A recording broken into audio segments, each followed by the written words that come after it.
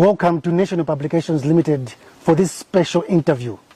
Today we are talking to Silvester Namiwa. He's a well-known activist. He is also the Executive Director of Center for Democracy and Economic Development Initiatives, CDED. Mr. Namiwa, welcome to the program. Thank you very much. Not too long ago, you made headlines. There were pictures and videos of you. Even the media wrote stories about you. You were severely beaten during protest. How are you now? I thank God. I'm okay. I'm up and running. This is why I had to walk into these studios for this interview. I thank God and I thank Malawians. They showed me love. I was overwhelmed. There were a lot of goodwill messages and prayers. So in short, I can say I saw love from Malawians. What exactly happened during these protests? What do you remember? To begin with, I need to sincerely thank the journalists, especially National Publications Limited. They did Malawi a favor. They did Malawi a service. You remember, I raised that pertinent issue during the All-Inclusive Stakeholders Conference in Blantyre, where I made it a point that the current Inspector General of Malawi Police Service, Madam Melin Yolam, is a threat to the peace and stability of this country. You know why I raised that issue? I asked her a simple question to say, we have had incidences of violence at Mbowe. We had incidences of panga wielding thugs at Lilongwe Community Center ground twice. But then we had another incident at Parliament. So I wanted to tell the nation who was actually apprehended and at what stage was the case. She never had a readily available answer. Now, I take it that it was that material time, it is a particular time when God wanted us to see where exactly are we in this country. A message was sent that no one is safe in this country. Mind you, it was not about Mr. Namiwa. It was not about the Citizens for Credible Elections. It was not about CDED. It was about Malawians. Everyone saw it for themselves that no one is safe in this country, because in my life, I never for a second anticipated that we are going to have a day where a citizen is going to be assaulted just like that in full view of the Malawi Police Service and the Malawi Defense Force when they were looking away. I never anticipated that. And we should never even, you should never wish that to your worst enemy. No one should undergo what I went. You remember, prior to that one, when I was addressing the press briefing, I said we are all accomplices, and all of us, we should feel ashamed that we have reached that far. Mwina kungofuna kukudula pang'ono. Dimangofuna kuti mwina utalongoswa bwino mmene zinachitikira. Nangasi tinangoona ma videos, tinangoona zithunzi, koma sitinamve kuwawako. Anthu sitinaone nkhope. Amene anakupanga ataki, unaona nkhope. Chinachitika ndi chani pa nthawi imeneyi? Titacheza koyambirira pang'ono ndikuchokera ku chipatala. Ndinawo kuuza nchindi unena kuti mabala ndi amene wazilonda zilipo, koma zilondazo sizikuwawa kwambiri. Chimene chikuwawa nchionena kuti zimene zimachitika apolisi alipo mpacha, asilikali ankhondo alipo mpacha. Koma chowawa kwambiri mafana ndinene chikuti anthu amene aja amapanga zimene zicha anthu amadziwa. Mutati muone pamene paja anabwera osabisa nkhope. Apolisi aja kwadziwa, asilikali aja kwadziwa. Ndi chinthu chimene chimawawa kwambiri. Ndiye mukandifunsa kuti chachitika ndi chani?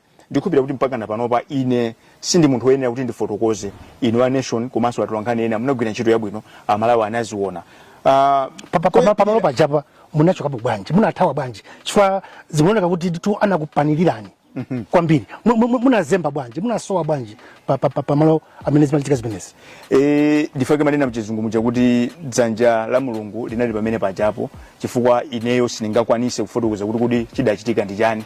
Koma chimene ndikuziona chonena kuti ndinachoka pamene pajapo mugalimoto ya polisi imene inanitenga naenda nayo limodzi mpaka ndikafika ku chipatala kumene nakathandizidwa. Koma ndibwerere pambuyo pang'ono ndinene kuti zimene zinachitika pamene pajapo tichose kuti ndinamiwa. tichose kuti ndi seeded zimene zija ndi uthenga waukulu umene upita kwa Malawi kunena kuti mziko muno tikuyang'anira chibwana, mziko muno tikupanga chibwana kwambiri, andi mziko muno palibe ni munthu mmodzi yemwe amene ali safe, chitetezo mziko muno palibe, chifukwa chona kuti nthawi zonse zinthu zikachitika timayang'anira kuti tikapita ku polisi ndikapeza mtendere, kapena ame akutitetezera, kumpene pita tinaona kunena kuti zimene amapanga zicha amapanga amene anabwera anayambisa zonse zicha anabwera ndi shambo kumanja amachita kudusa chonchi kwadusa asilikali ankhondo nda polisi. Ine ndikamakhala sinimalingalira kuti siku lina lake zimene zingachitike andi tisalole kuti zimene zachitikenso. Ndifake ndi nkanena nthawi ija kupake kuja kunena kuti mai Madam Melini Yoram mkulu wa polisi opano ndi chiopsezo ku ufulu komanso chitetezo ndi bata mdziko muno. Lero anthu aziona tinkayankhula kunena kuti anthu aja apolisi amaadziwa, anthu aja akwadziwa anthu kumasafuna kuchitapo kanthu. Zidayambira pambowe kupita ku parliament pamene pacha pakuminji pacha kamene kajanka chiwiri kuchitika zinthu zimenezo koma mpaka na pano palibe wamangidwa. China chowawa nchoti Malawi achiziwe ndikuuzeni apa kuti anthu ena amene maona atavala uniform pamene ngati polisi si polisi anatenga panopa kukhala zionesero zabata ndi mtendere pa anthu 10 ena ali wonse amene maona atavala uniform ya polisi amakhala kuti 6 si polisi, kusonyeza kuti lelolo zovala zimene zimeneka kuti ziteteza lelolo sunga zikhulupirire zovala umboni wazimene mukukamba zokuti 10 si polisi 6 umboni ulipo. China sichomvesa chisono chonena kuti anthu ena amene amatenga zikwanjaja nga polisi nso chimene chocho kuti inu ndine tichiti manyazi kuti dziko litayang'anira zinthu zopusa kwa nthawi yayitali. Siku lyanali ine koma pamawa azakhala ndani. Ifa pensa fika pano akhoza kugwirizana kuti tiyeni kwa nduna yakuti akhoza kupita kumene uchi, tiyeni tipite kwa kuti akhoza kupanga zimene. So ngati Malawi zimene zachitika zija tanika tizuke tivale zilimbe titeteze ufulu wa demokrasi. Sizoona kunena kuti zovala za polisi azikavala zingandanga, sizoona noma kuti pamene pachapo pazikabwera galimoto apolisi adwene baja ndi mfuti asilikali akasinja pamene pachapo ikabwere galimoto ya anthu ambanda nkumayang'anirira ndikuyilola kunyamuka kumapita. Sizoona zimenezo. Munavulazidwa munapita kuchipatala nokha mukuti apolisi ndamene kuperekezani. Mutapita ku polisi pochoka kuchipatala kukachita report muna kauza zotani nangasi mwina muli ndi umboni wina woti nkhope zomaziona? Zinali zovuta ndipo ndinene pano kuti tinapita ku polisiko chifukwa kuti malamulo amatero koma sizimeneka kupita chifukwa kuti apolisi wanali pompo amazionera anthu akwazi. Ku polisiko mnango kupita basi amati pachingereza amati formality. Tinapita ndithu kalembesa statement ya zimene ndinaziona kunena kuti inu ndine ndinali pompo aja maona anthu aja. Namiwa, mwina tichoke pang'ono zakuvulala kwanu. Anthu ambiri tomakali mafunso kuti anthu ngati inuyo omenya maufulu mmaoneka kuti mmakhala ndi ndalama nthawi ndi nthawi zochitira organize ma demonstrations ngalibe mmachitira mucha ndalama mazitenga kuti choyambirira sanafike kunkhani ya ndalama kuti mafana nenechi kuti kaswiri wina waku Afrika kunoziwika bwino adanena mawu mafuna ndauze amene akutionera kapena kuti mvera pano pa kunena kuti mawu amene tizilingalira nkatikati motikucheza kunena kuti amanena kuti when history is written by blood it is the memory of the oppressed that becomes ink and it is written never to be erased. Tikamapanga zinthu mmene tikucheza pano kuyambira lero kupita kusogolo ndikunena izi chifukwa kuti tikuyandikira chisankho cha pa 16 September chimene chimwina kwangosala myezi iwiri. Ndifuna ndauza Malawi kuti munthu wina amene amafunira bwino Africa adayankhula mawu kuti when history is written by blood it is the memory of the oppressed that becomes ink and it is written never to be erased. So tikamapanga zinthu zathu tikamapanga zibwana tisamayi wale kunena kuti mukalola mbili kumalembedwa ndi magazi ndi umunthu chikumbumtima cha anthu osausidwa aja chimene chimasanduka inki. Funso langa la funding muliyankha ikalembedwa mbilija imavuta kuti ifufutidwe. Nkhani ya funding ndinena kuti bungwe la seeded limene limachokera chifukwa kumene kuti tinapita ngati Citizens for Credible Elections. Nkhani yathu tunena kuti Mai Justice Annabel Ntalimanja komanso a Chief Elections Officer Andrew Mpesi atule pansi kapena achosedwe chifukwa chani they are too compromised to preside over a free, fair and credible elections. Chifukwa chani ndikunena zimenezo tikuziwa ife kunena kuti pa mtima pa organization iliyonse pamakhala transparency and accountability, and anthu aja agwisa ntchito pa Chingerezi timati legal authority mukakayang'ana mu constitution yathu gawo 12 imene manena kuti anthu onse amene agwisa ntchito mphamvu poyera akuyenera kumapanga zinthu zawo poyera, openness, transparency and accountability. Ndiye ma stakeholders achisankho adapempha kunena kuti tifuna tione kuti mu electoral management system muli chani, iwo aja akukana. Ndiye mabungwe osiyanasiyana anthu akufuna kwabwino tinabwera nkupanga a grouping imene kunena kuti Citizens for Credible Elections ngati organization. Mutati muone nkhani imene tikambayi is a noble cause, is a national cause. Sinkhani yanu ya Menki, sinkhani ya Namiwa, sinkhani ya CDD, sinkhani ya Malawi. Because chisankho ndi chinjokacho imene matipasa ife mwayi oti titirirenso democracy ija. Ndiyeno mukandifunsa nkhani za ndalama ndikuuze ndikuti Amalawi eni yake amene amakondwera ndi ntchito imene timagwira amasonkha pang'ono ndikumagwirira ntchito ija. Kumabungwe omwe siyaboma kumene tikuchokera ku civil society kuna kulikonse we are more or less like beggars. Chifukwa chani ndalama kuti mupite organization iyo samati talemba proposal yo ndi begging, ndalama zimabwera za anthu akufuna kwabwino. Timbe ipo Namiwa kwa onse amene mukutionera ino ndi special program imene tikucheza ndi Silvester Namiwa pano pa Nation Publications Limited. Tikhala tayima pang'ono tikupananso chigawo chinacho.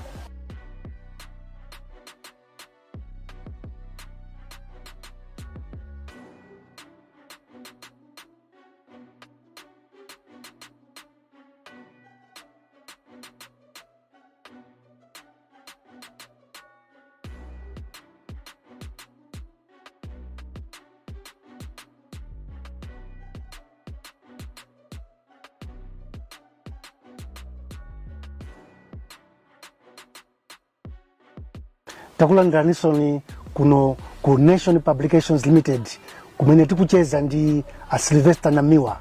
Ina dzina langa ni Nchindi Meki. Tisapite ku break. Namiwa makamba zokuti kumbali ya funding there are people who contribute a few there and then you ndalama zimene are you sure ndiza Malawi kapena zochokera kwa anthu ena ake magulu ena ake ali ndi ma special interest mdziko muno? Ndakuuza ndikuti nda Malawi kufuna kwabwino fa mutati muyang'anisise ma issues amene timapanga tako amakhala kuti ndithu kunsiku akukhuza ndithu Malawi. Palibe issue imene mungatine kuti tinapanga issue iyi yokhuza special interest. So ainake wa Malawi yo ndiku chikhupe imene nawo mubungwe lawoli faine ndimanena kuti ndimangwa yankhulira ndimangwa atumikira ndiye amanena kuti pampanga amene zitili ndiponso ndalama zake zimakhala zomvetsa chisoni pang'ono amanena kuti pang'ono amazala thumba. Ndipo tikusimikizeni kuti Malawi ndi amene amatithandiza mukaona kuti tikupanga zinthu zimachokera kwa eni yake Malawi. Koma are we not talking about millions amene ndisindike apa kuti mwina tisayangane ku nkhani yaying'ono koma tisayangane kuti kodi ma issue amene timabweresawa kodi amapanga resonate, kodi ma issue amenewa amakhaladi amapanga reflect the real situation ya Malawi amene akumana nawo. Koma tikalimbana kuti ndalama zachoka uku tinamizana chifukwa kumene kuli ndalama anthu akukuziwa. Oh yes, where is the money? Kuli ndalama kukuziwa anthu abaiba trillion abaiba ndalama zimene mumaonanso kuti ife tipange press briefing ndimachita kutete penanso ndikunena pano tingongole ma media house mwina chifukwa chani anthawi zambiri ukakhala kuti uli mbali yoti ya oppressed zinthu zimavuta because sungumanga yonkhulira anthu osauka ngonena kuti ukhale munthu olemera sizingatheke. Anthu amene ali ndalama mukwadziwa kumene kuli ndalama kumeneko. Komanso mwina nthawi zina anthu ngati amene mwaayitana sumafunsa kuti ino ndalama zimmatenga kuti funso limene lifunika kwambiri mufunse Nchindi ndiona kuti kodi awa azikwanji awa ndalama amazitenga kuti amapasa ndalama ndani. I was coming to that. Yes. We cannot speculate where these people are getting the money. I think at the right time, we will try to find ways of reaching out to them and talk to them. Which reminds me, these people, amene alopanga attack, nkhope zao, their faces were all over. You are saying the police haven't acted kufika lero. Inuyo ngati omenyera ufulu. Have you tried to make any follow up? Kulondoloza kuti mwina chinenge chichitike nda chilungamo chioneke nangasi zinakuchitika inuyo amene muli one of the activists machitapo zotani kuti justice has to prevail?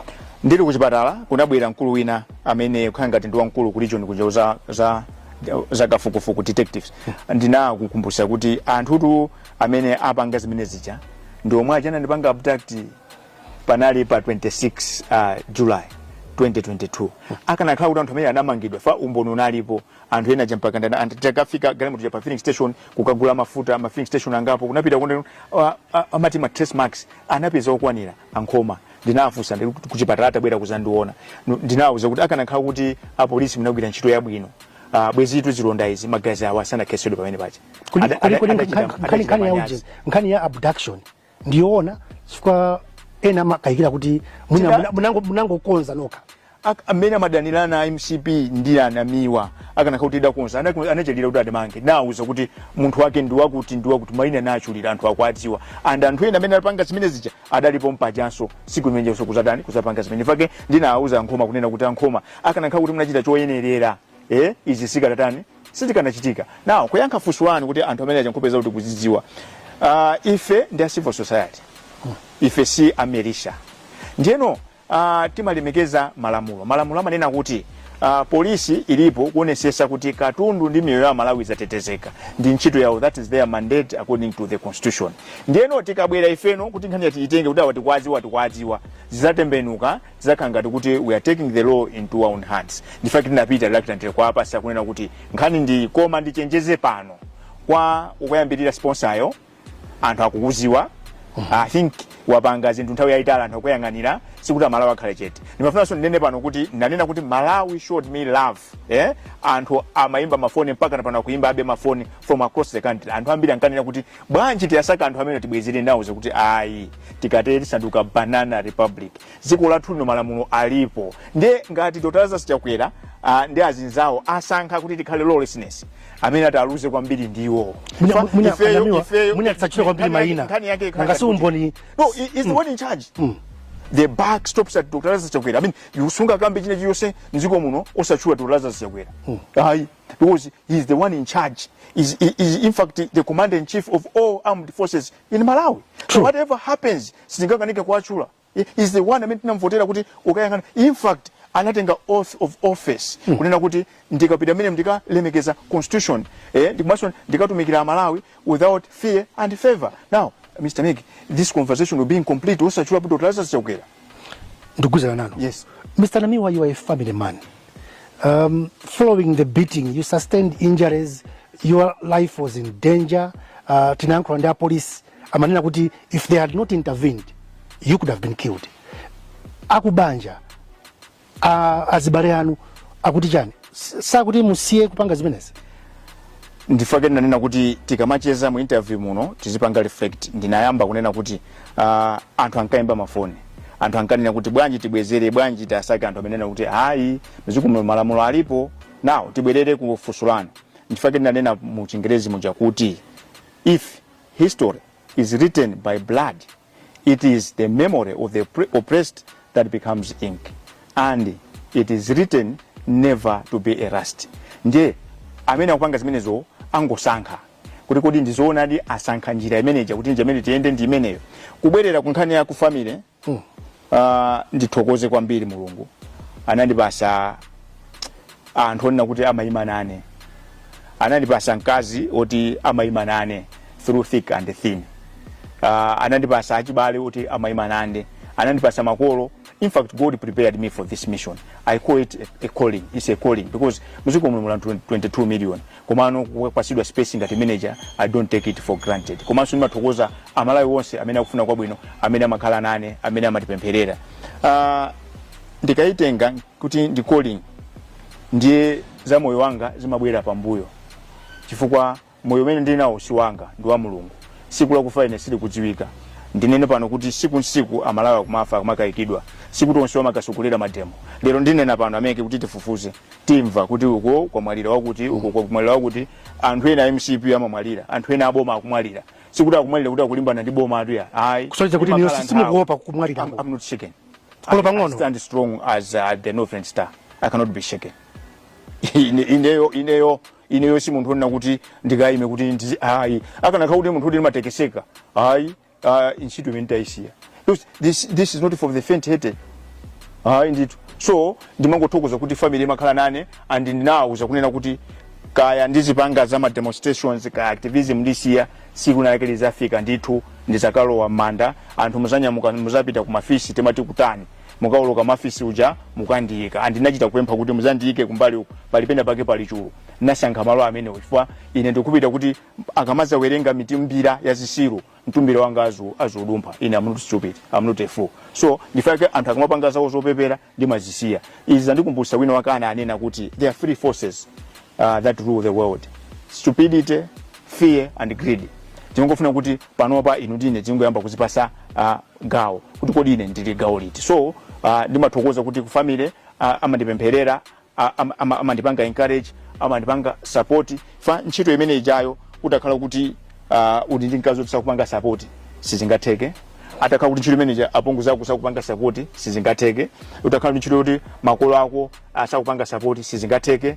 So ndimathokoza kwambiri koma ineyo ndimaitenga kuti uwu ndi utumiki umene Mulungu anandikonzera mapadera kuti Anamiwa ntchito imene muzagwire ndi mwayankhulire Amalawi. Choncho ineyo ndilibese pa zamoyo wanga ndilibese pa ntchito imene ilipo ntchito imene ndizayigwira ngakhale akanakhala kuti anandiphera pamene paja ndikuganiza kuti pakanazo kwanswa Anamiwa ena 1000 amene akanagwira ntchito kuipitiriza and zimene zinachitika pamene pajapo zapanga inspire and motivate Amalawi ambiri komanso zapereka umboni fa tinkanena kuti these are the guys that have a strong detest in their DNA for democracy. Anthu awo akana democracy awawo kena kana zabwera kuzanamiza Malawi kuti tasintha lero ndi amene aja akumapanga zimene zija masana nanga utakhala usiku. Chabwino Namiwa, takulandiranso ni mu special interview imeneyi kuno ku Nation Publications Limited tikucheza ndi Silvester Namiwa.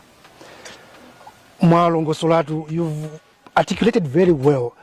In fact, I'm amazed with how you've expressed yourself. Pankani yokuti simukuopa kuphedwa mukapedwa lero olobuna kapedwa tsiku limenelija Anamiwa ena 1000 akanadzuka komabe. Going forward, we are already in the election year, just 2 months away before voting. Ngata mabungwe mapokoso da meme kupangawa, you're trying to do checks and balances. Chachikulu chimene mukufunisa kuti chichitike chisinthe tisanaka vote ndi chani chifukwa kwangati kumene muli ndi nkhawa zambiri? Ndinene kuti chisankho ndi njira yokhayo imene mapereka mwayi kwa Amalawi kuti ayankhule ndi amayankhula pogwisa ntchito vote yawo zimachitika kamozi pa zaka 5 ndiye mukabwera ku section 12 constitution ya Malawi amanena kuti mphamvu ayinake ndi Amalawi inu ndine kutero kosana khatu zotheka bwezi tonse tili ku Kamuzu Palace bwezi tonse tili kusanjika koma zosatheka ndiyeti mabwera pamozi kusonkhaniza mphamvu zathu ndiyeno chisankho chincha Malawi ndiye taona kunena kuti kula anthu ena afuna Amalawiwo asapasidwe danga loti ayankhule. They want to suppress the will of the people. Zimenezo situlola. We will not entertain any attempts to suppress the will of the people. Pofika pa 16 kufuna kwa Amalawi kuchitike ndipo kuonekere. Tifuna chisankho ngati cha 2020 chachibweza cha chisankho chona kuti akalengeza muja olira azingulira kuzungulira khonde okondwera azikondwera uko wina asanene kuti apa ayi zimene siti kuzifuna ndipo yambira mponena kuti mai Justice Anabelo Ntali Macha ndi Andrew Mpesa aziwe kuti zisankho zisizawo zisankho za Malawi. 2 takhala ndi macheya ambirimbiri takhala ndi masiwo ambirimbiri iwo aja soyamba somaliza. Chinthu chachitatu nchonena kuti chisankho chimene panopa meki imene tili nayo ilibe chikhulupiriro Amalawi sakuyikhulupirira marizasi osiyana amasavi osiyana aonesa they have attested to that. Now zimene tikupanga ife njona kuti tikwathandizira Mpesi ndi Antali Manja kunena kuti anthu akhulupirire chifukwa chani chisankho tikaponya kuzafune kutuluke zosatira zafunika anthu azani azivomere nkhani tu si vote yoka chimene tikuyiwa apa tizikuzana njona kuti tikavota tifuna zosatirazo alisa zatani azazivomereza chimene ndiye chisankho ndiye kuti tifike kumene koko tifuna tizikhulupirirana ndiye choyambira tikuti tifuna an independent auditor akaone mu electoral management system muli chani. 1 2 zasi mathematics tinanena company kwina kuli kosi kumene apita anthu akuifufuza company inayambisa zipilikiti ku Mozambique inayambisa kuti kwina ili makoti osiyana izi zasi mathematics ma device zawo zisiyeni kumbali let's go manual tipange print voters rolls jato ose tizike hapo mukabwera mubwera ndicho kuyangana national ID yanu nkhope yanu yameki akupasini mukavote zimene tikufuna ife zimenezo ndiyeno pamene pakhota nyani nchira mponena kuti ife tikunena kuti tifuna independent auditor antali manja ndi ampesa kuti ayi akubisa chani ndemufuna achoke yes achoke because kubana kasani nthawi yochepa 2 months akachoka pabwera enaso kuti alibe experience yochita run zisankho kodi kuchoka ndi kuvomereza independent audit chokweka ndija chokweka ndi kupanga audit koko kubweza kuti achoke kunkonena kuti akukana zimene ife tutani tikufuna nkhani kuti tiyeni tiunike makinawo tikangounika muona Malawi au mbamanja muona credibility chaibwera muona kuti trust cha imene panalibe ibwera anthu onse ayamba kwakhulupirira Malawi tu chimene amafuna amachiziwa koma amadana kuti wina azichuluka nzeru ndiye the two things alole independent audit apo ayi they should go apo ndiye sitikusintha ndiyenso kundibwereze pa ino will not entertain any attempts to stifle the will of the people. Zisankho is about Malawi, and no one is big than Malawi. Tonse tilipansi. Now, these two, they are acting as if they are the law or they are above the law, which is not the case.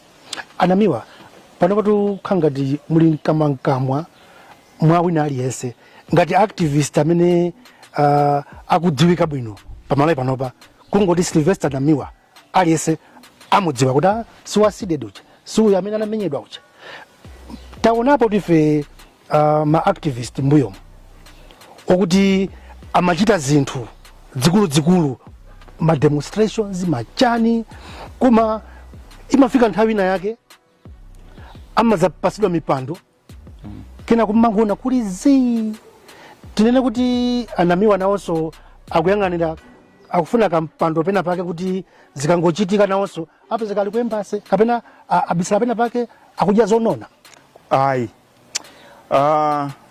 ine sidiri jonjo ndikana kama maganizo amenewo ntasiya kale fa kumachitika tu zinthu kunsiku zambiri kwa basi ndanenekale kuti anthu ali ndalama zoseweresa mkhani ya maudindo yo ndithu kangapo konse ndikuuzidwa koma ndinanena kuti ndinagwira ntchito you approached ndinagwira ntchito you offered positions tisalowe kumene kuti sokoneza nkhani imene ndabwera apa ndizina koma ndimafuna ndiyasimikizira Malawi kuti asunge video iyi asunge clip iyi asunge interview imene kunena kuti zikazapanga zimenezo azanena kuti unamuuza nchindimeki wa nation kuti sukufuna mpando koma lero mpando ndiwo ndifuna ndisindike panopa maso muligwa kwa uza Malawi kuti ine mene ndili pano I will fight and drop an activist kulibe simulowa ayi kuntima kwanga kulibe komatu pali nthawi ina yake Namiwa munagwirapo ntchito ngati press officer ku State House. Correct. Nthawi ya DPP. Correct. Ndiye enaso amaona kuti activism yanu mwina mwake ili ndi support ya chipani cha DPP. Talongosolani pali umodzi kapena nkhani yache bwana kwambiri fa koyambirira nchonera kuti aliyese muno ndi Malawi nkhani zona kuti you are DPP you are MCP zimabwera secondary andi kuti tumvesa chisoni manyazi kwambiri anthu amene amalimbikira mukawapeze tingonena pano pa mwachisanzo Moses Kunkuyo analipo tu MP wa DPP ku Blantyre Catherine Gotani Hara anali ku DPP anachoka ku DPP kena kupita ku PP lero ndi speaker kuli ndani kuli anthu ambiri koma ine sinakhalepo tu munemba mwandiona ntafalapo makaka mungati usechithuzi ntafala makaka DPP.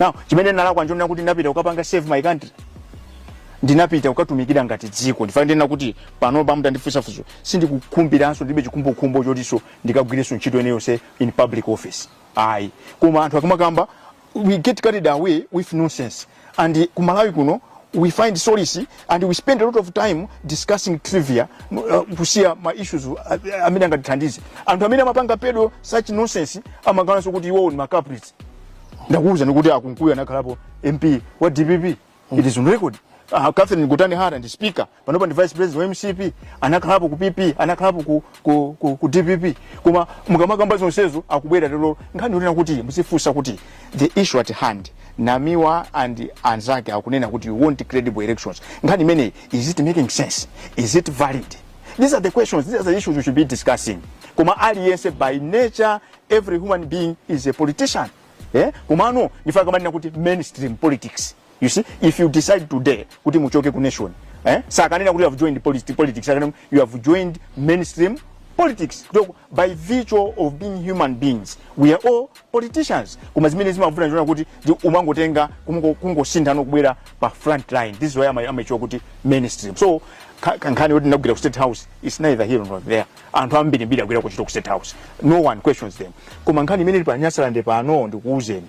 People refuse to be held to account for their actions and failure to act. Now, in order to do that, in order for them to dupe that process, they will come up with labeling, name calling, kuteroko, muntu akasuwa chompezera chintu nakasi ayesera kuti andipheka ngapo konse, alephera kuti kuloko mwezi uliwonse tumapita ku area 30 ukachongesa bero for the past 5 years. So ayesera kupanga ichi, ayesera kutera kulephera ndi amabwera anu kuti timpange discredit bwanji anali ku State House. Gentlemen. Anamiwa, we have had a good chat, and indeed takamva nkhani za mmene zinachitikira particular manager, the way you were attacked kuchipatala apolisi ndamene anakuperekezani ku polisi munapita kukatula madando ngakhale mukunena kuti apolisi anthu akwadziwa palibe chimene akuchita. Pamene tikupita kumapeto kwa program imene iyi makamaka kwa anthu amene akuonera program imene iyi pano pa Nation Publications Limited, mungafune kuti uthenga weni waukulu umene angaugwire makamaka pa nthawi ino pamene tikulowera kuchisankho ukhale wotani? Ndina anena ku msonkhano wapaki kunena kuti kulibe store imene amagulisa bata ndi mtendere. There's no shop you can go kuti ndikamukagula peace and stability, kulibe. So nthawi yakwana unena kuti aliyense akhale vigilant. We should preserve and safeguard this democracy by safeguarding the integrity of the electoral process. It is only the credible electoral process that can give us leaders we can trust.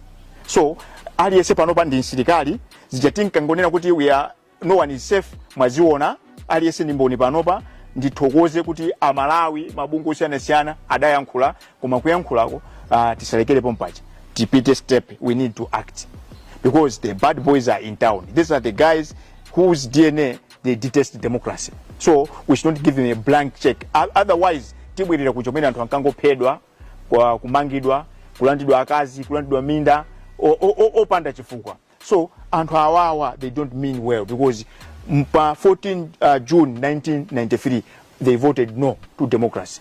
Kenaka atakhala nthawi yaitali ananama kuti asintha lero mwaona somano zimene akupanga. Now nthawi yakwana panopa akufuna kwabwino because Martin Luther Junior ngati sindikulakwisa adanena kuti the world is not destroyed by the violence of bad people but it is destroyed by the silence of good people. And miyoyo yathu imayamba kuonongeka sikumeta sankha kukhala chete kumaonelera zinthu zoyipa. Fandanena kuti inu ine tonse amene tikuonera amalawi tasonkhezera kuti Malawi afike popepera pamene tafika hapa, kuti afike ponunkha tafika hapa, komanso kuti tikonze zinthu nditonse inu ndine.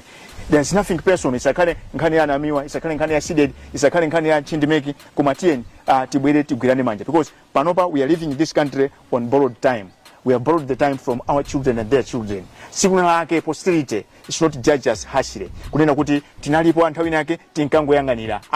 Ifake ndikuombera manja mabungu onse amene anabwera. I agree with you, Mr. Namiwa. We are living on borrowed time, and indeed our time seems to be coming to the very end. But I do thank you, Mr. Namiwa, for finding time to come and have a chat with Nation Publications Limited.